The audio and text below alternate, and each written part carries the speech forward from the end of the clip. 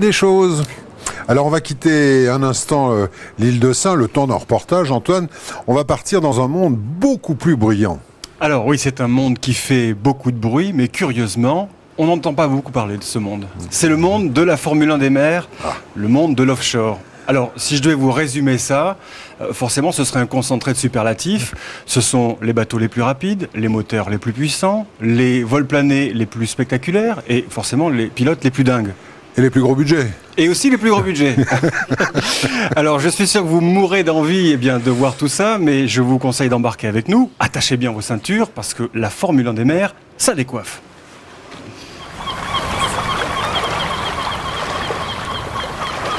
Une ville nordique aux premières chaleurs de l'été.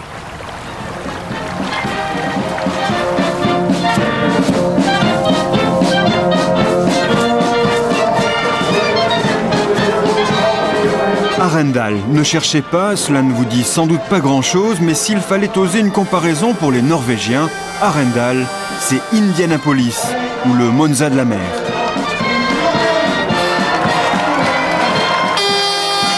Dans les ruelles étroites, une grande parade a commencé, mais le rendez-vous sportif a bien lieu sur l'eau. 3 jours de spectacle, 3 jours de vacarme, et cette ambiance de Grand Prix si caractéristique.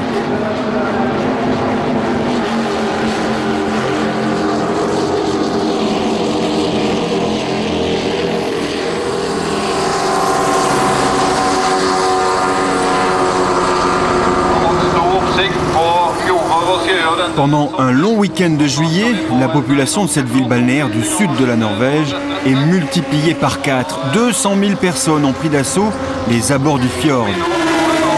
Une grande majorité des spectateurs a d'ailleurs fait le déplacement en bateau. Ici, la course offshore est un sport aussi populaire que les grands prix moto en Italie. Aujourd'hui, première séance d'essai.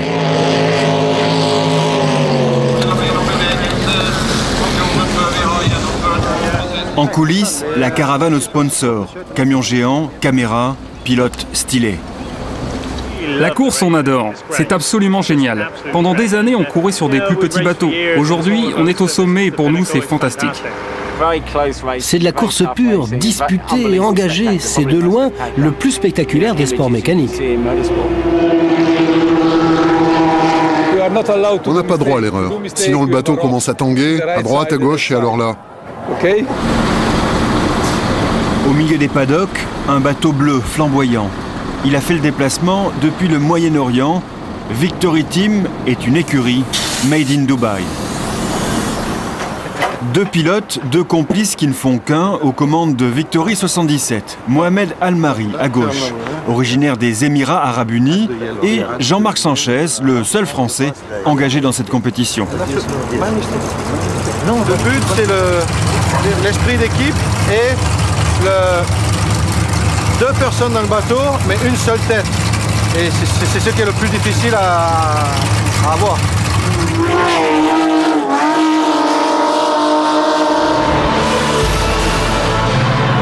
La puissance, la vitesse, l'argent, la course offshore est un monde de sensations fortes, un monde d'images aussi. Au-delà de cette bande-annonce racoleuse, mélange d'Hollywood et de Michel Vaillant, il y a de véritables virtuoses de la vitesse.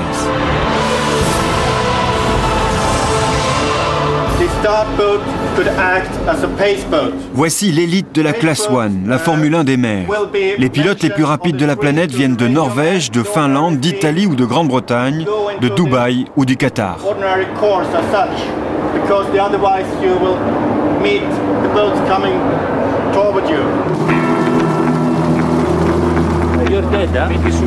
Inconnus des médias, ces pilotes ont des parcours atypiques. Mécaniciens, ingénieurs, fils à papa, anciens sportifs ou plus simplement virtuoses, aucun n'échappe au réglage obsessionnel de leur machine.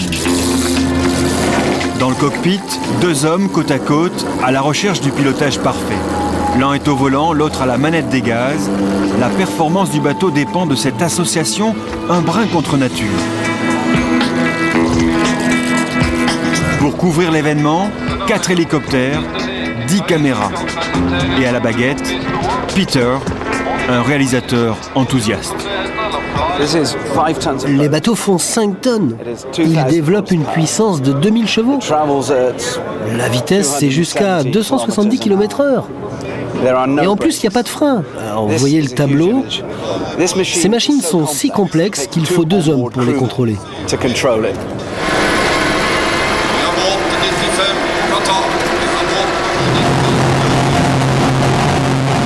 Le départ est capital, comme en Formule 1. À fond les manettes donc, expression de circonstance.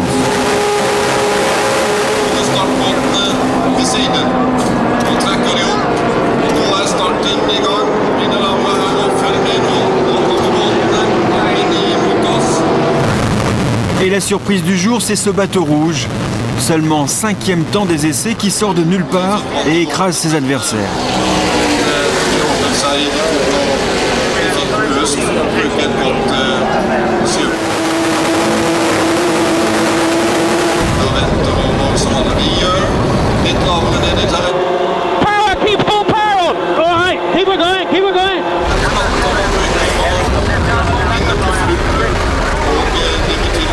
I've lost an engine.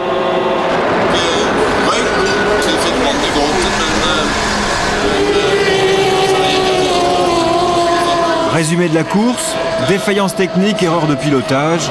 Et au finish, ce fameux bateau, le numéro 90, qui se place devant tout le monde. L'équipage est 100% norvégien. Pour la ville organisatrice, c'est le scénario idéal.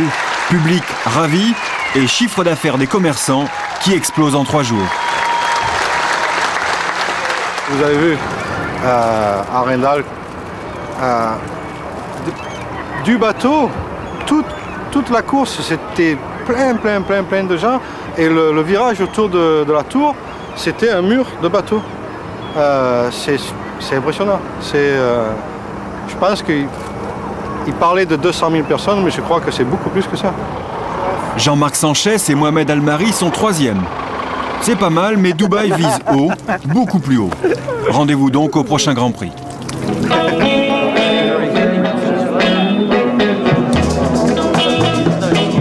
C'est une évidence, ce petit monde de la compétition offshore se connaît bien, très bien. Voilà donc que les adversaires de l'après-midi se retrouvent maintenant pour partager les coupes chez le vainqueur. L'écurie gagnante, écurie privée, appartient à cet homme, à droite de la dame. Andreas Hoogland, armateur et propriétaire de Jotun, grand fabricant de peinture pour navires. Nous ne sommes que 4 millions de personnes. Il y a ici une forte tradition de nautisme. C'est très populaire ici. Alors on commence tout petit à faire des courses et voilà, à la fin, ça nous mène à l'offshore.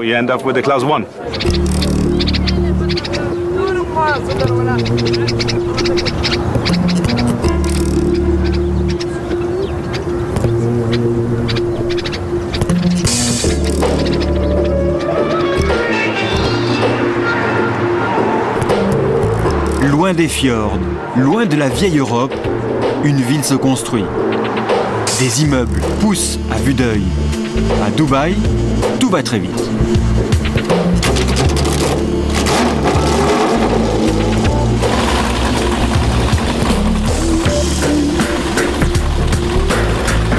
On retrouve le bateau bleu et ses champions à l'entraînement. Victory Team, une écurie d'État entièrement financée par le gouvernement. Avec 2 bateaux engagés dans le championnat Class 1, Dubaï ne vise qu'une chose, faire parler de Dubaï. Ce joli petit jouet est donc un élément d'une stratégie marketing qui pourrait s'appeler « Comment la ville émirat a construit son image grâce au sport ». Bien vu, ça marche. Démonstration ce soir au champ de course.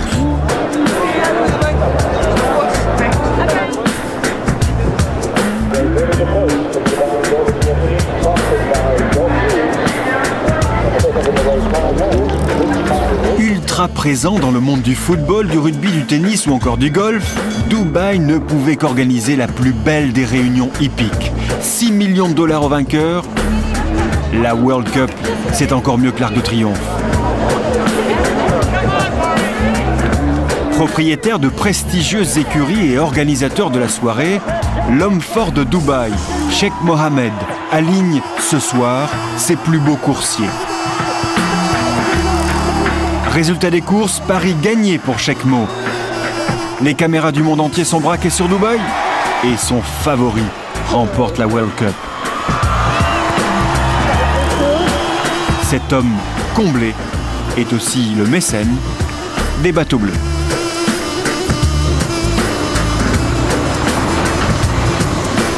Voyage au sein d'une autre machine à gagner, une écurie d'État.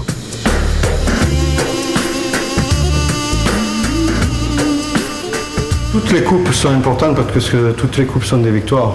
Donc, depuis 1992, Victory Team participe au championnat du monde. Et toutes ces coupes, c'est depuis 1992. Elles ne sont pas toutes là parce qu'on n'a pas assez de place. Originaire de Saint-Tropez, Jean-Marc Sanchez a été recruté en 1992 par la prestigieuse écurie. Initié à ce sport par un autre grand, Didier Pironi, la passion de l'offshore ne l'a depuis jamais quitté. Aujourd'hui, dans les ateliers, le premier pilote de Victory se mêle de tout, car ces merveilles de technologie, et c'est un point d'honneur, sont entièrement fabriquées sur place. Au bout du couloir, une porte s'entrouvre. Atelier stratégique, le réglage des hélices.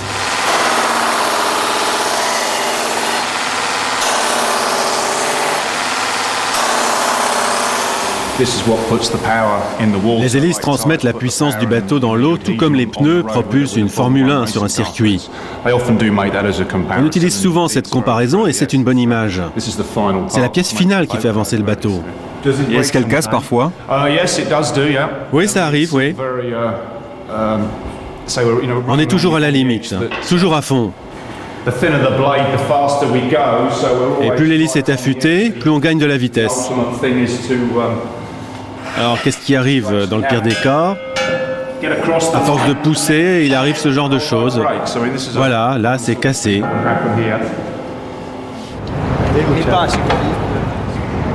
On est bien loin ici, des écuries privées, tenues autrefois par des gentlemen drivers, compétiteurs du dimanche. Non, ici, Français, Anglais, Italiens, Dubaïotes travaillent pour une seule chose, la gagne. Nous sommes une grande équipe parce que nous avons une façon de penser différente. C'est parfois difficile de se mettre tous d'accord, mais quand ça marche bien. Les courses maintenant sont très disputées. Sur un petit détail, on se retrouve en tête ou en queue de peloton. Ici, nous avons tout ce qu'il faut pour que le bateau aille plus vite. Mais vous savez, gagner dans ce sport, ce n'est pas qu'une question d'argent. Hein. Peut-être, mais à la tête de la Scuderia, il fallait quand même le meilleur. Gianfranco Venturelli, un homme de grande expérience avec un nom qui sonne comme une musique de moteur italien. Je retrouve chez tous ceux qui travaillent ici, du pilote au technicien, le même esprit de compétition que j'ai connu lorsque je travaillais chez Ferrari ou Lamborghini.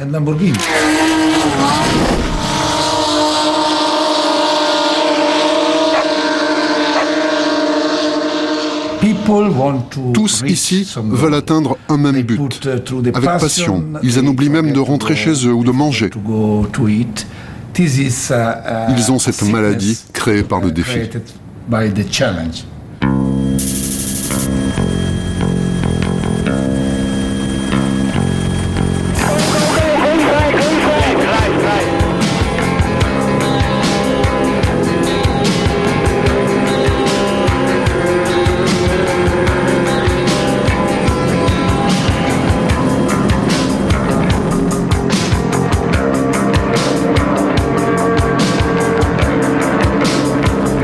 Le championnat du monde Class 1 se joue cette année sur 8 grands prix. Ce jour-là, en Angleterre, Victory 77, le bateau de Jean-Marc, caracole en tête. Mais l'image du jour intervient à la mi-course. Regardez bien le bateau anglais King of Shave.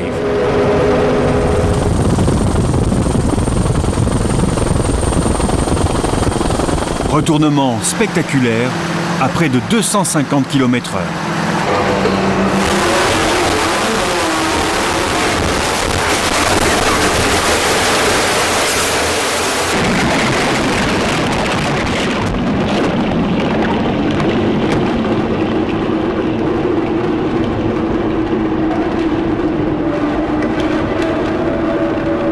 Ce sont les risques du métier, c'est comme en Formule 1, on pousse toujours la limite. On essaie toujours d'atteindre la limite du bateau. Mais bien souvent, on atteint notre limite personnelle bien avant qu'on atteigne la limite du bateau.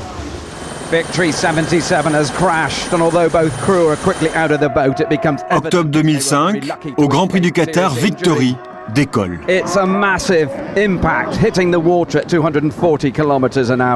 premier impact, je m'en rappelle, mais après on a eu un impact, on est rentré à l'envers dans l'eau et dans notre système de télémétrie, on a enregistré un impact de 12 G. L'être humain, jusqu'à 9 G, c'est OK, mais au-dessus de 9 G, c'est blackout. Tout ce que je me rappelle, c'est qu'on s'est retrouvé à l'envers, il fallait sortir, détacher les ceintures, aider Mohamed à sortir et sortir. J'ai vu beaucoup de pilotes de Formule 1 qui ont essayé nos bateaux. Senna ou Ralf Schumacher, pour ne citer qu'eux. Et ils nous ont dit pour la plupart, ces gars-là sont fous, je ne ferai jamais ça. Installé à Dubaï avec sa femme Sarah et leurs 2 enfants, Jean-Marc a sans doute une bonne étoile pour le protéger. Mais tous ces fous de vitesse n'ont pas eu la même chance que le Français l'an dernier. Certains accidents ont brouillé l'avenir de ce sport. Image tragique, la mort d'un champion du monde en 1990. Stefano Casiraghi, le mari de Caroline de Monaco, heurte une mer de béton à plus de 150 km/h. C'est un 2e accident consécutif après celui de Pironi. Il met un terme au Grand Prix disputé en France.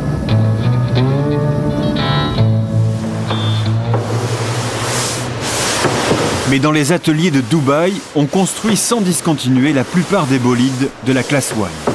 Et il y a une raison.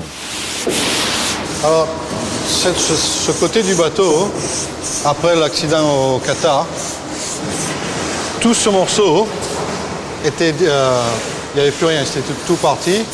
Donc il a fallu tout reconstruire. Qu'est-ce que vous faites des bateaux qui ont passé une saison comme ça?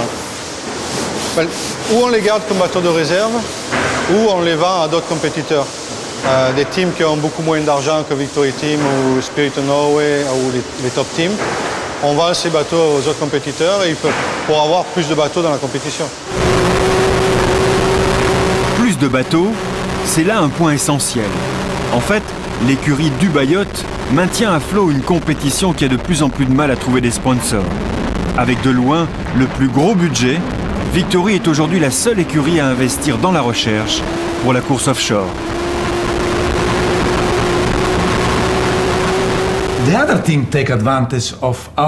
Les autres écuries profitent de notre technologie. Il y en a même une qui a bénéficié de nos recherches en matière de réglage de moteur. C'est l'écurie du Qatar. Ils ont nos bateaux, nos équipements. Ils ont acheté un moteur Lamborghini, puis ils nous ont demandé comment améliorer les performances de ce moteur, et on leur a donné. Et ils nous ont battus. À la première course, ils étaient devant nous. En d'autres termes, on vous aide, mais s'il vous plaît, jouez avec nous. Et voilà comment 10 bateaux contribuent à promouvoir leur image, mais aussi celle de Dubaï.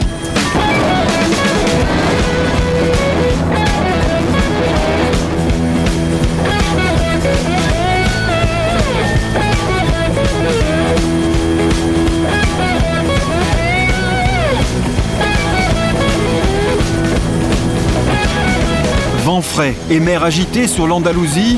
Après une série de décollages, le podium échappe cette fois-ci à Victory et revient à Spirit of Norway, une écurie privée pilotée par 2 légendes. Steve Curtis, alors qu'il était encore bébé sur sa chaise haute, avait déjà le volant de son père entre les mains. Il est bourré de talent. Quant à Björn, c'est un sportif, un champion de ski norvégien, et il a la mentalité d'un compétiteur. Steve Curtis et Björn Gelsen aux commandes de Spirit of Norway. Voilà donc les plus sérieux concurrents de Victory 77. Et à 2 grands prix de la fin, rien n'est joué. Mais ici, quel que soit l'enjeu, les pilotes se respectent. Jean-Marc, c'est un super mec, très gentil. C'est un grand champion qui connaît parfaitement son affaire, il faudra toujours compter avec lui. Ok, mais le gentil garçon, c'est bien lui qui tient la manette des gaz. Alors quand ça va trop vite, que dit son partenaire? Slow down. Ralentis.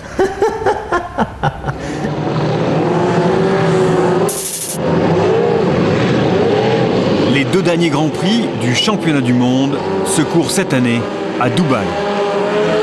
Voici la première manche. Entre Victory et Spirit of Norway, le duel attendu aura bien lieu.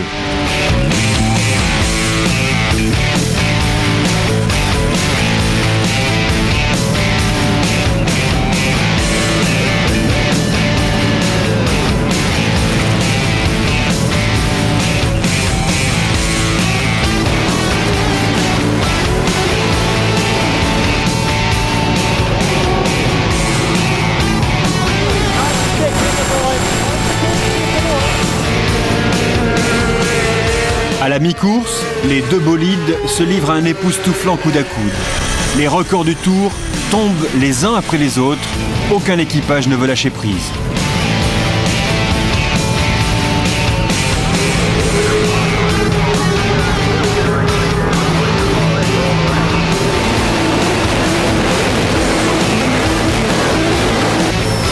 Et puis, à 2 tours de la fin, coup de théâtre. Spirit of Norway explose un moteur. La voie est libre, le bateau bleu fonce vers la victoire. La dernière manche promet d'être chaude.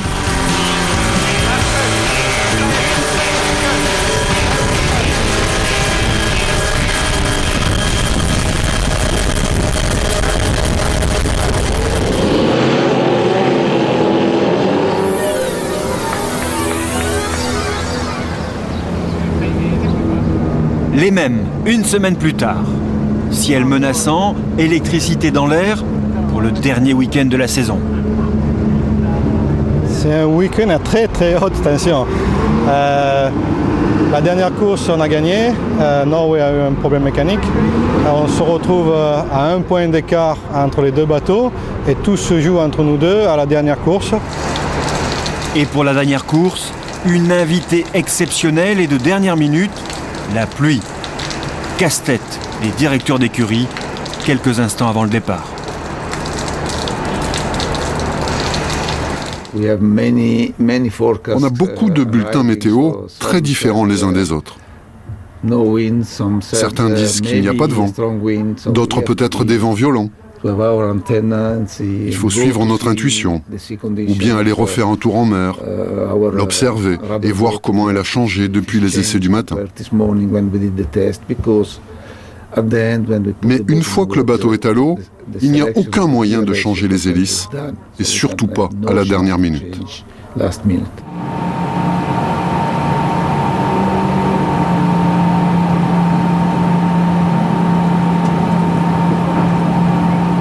Tu vois le stress, quoi.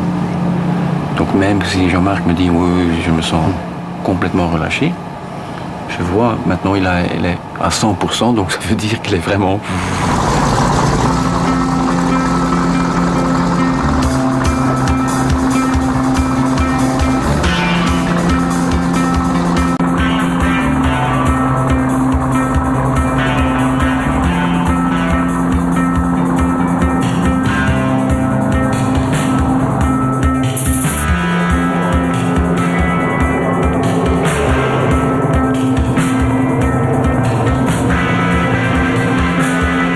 Les conditions de course sont exécrables.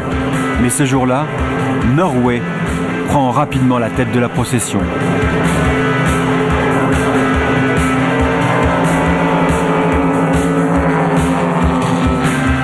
Ce n'est donc pas le plus gros budget du championnat, ni la plus belle écurie, le meilleur des patrons, ni même Sheikh Mohammed qui ont changé la donne. Sous une pluie nordique, Norway s'adjuge le titre de champion du monde sur les terres de Victory.